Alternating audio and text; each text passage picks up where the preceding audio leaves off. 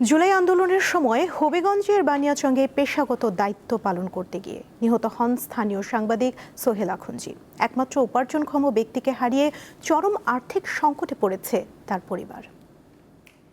5 August 2024 বিকেল 3টা সাবেক প্রধানমন্ত্রী শেখ হাসিনা দেশ ত্যাগের পর হবিগঞ্জের বানিয়াচংয়ে আনন্দ মিছিল বের করে ছাত্র জনতা।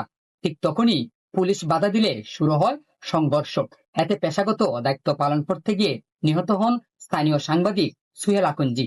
এরপর থেকে তার পরিবারে নেমে আসে চরম বিপর্যয়। একমাত্র উপার্জনক্ষম ব্যক্তি সোহেল আখুনজিকে হারিয়ে দিশেহারা তার পরিবার। স্নাতক করেও মিলছে না বিধবা স্ত্রীর চাকরি। সংসার চালাতে গিয়ে হিমশিমে পড়েছেন তিনি।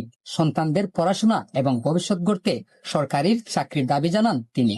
চাই সরকার যাতে আমাকে একটা চাকরি দেওয়া হোক। চাকরি পেলে আমি আমার সংসার বা আমার বাচ্চারা নিয়ে ভালোভাবে থাকতে পারবো। পিতাকে হারিয়ে এখনো কেঁদে উঠে 4 বছরের ছোট্ট মেয়ে সোহা।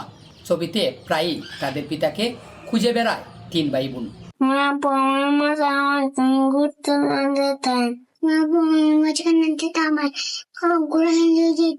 সাংবাদিক কল্যাণ ট্রাস্টের মাধ্যমে আর্থিক সহযোগিতার পাশাপাশি পরিবারটির পাশে রয়েছে বলে জানিয়েছে প্রশাসন। ওনাদেরকে জানিয়ে রেখেছি, ওনাদের যেই কোনো সমস্যা, যেই কোনো প্রয়োজন যেন আমাদের সাথে তৎক্ষণাৎ যোগাযোগ করে এবং আমরা সেই বিষয়ে ওনাকে সহযোগিতার বিষয়ে বদ্ধপরিকর। সঠিক তদন্তের মাধ্যমে সাংবাদিক সোহেল হত্যার বিচারের দাবি জানিয়েছেন স্থানীয়রা। আখলাস আহমেদ প্রিয়, দীপ্ত সংবাদ, হবিগঞ্জ।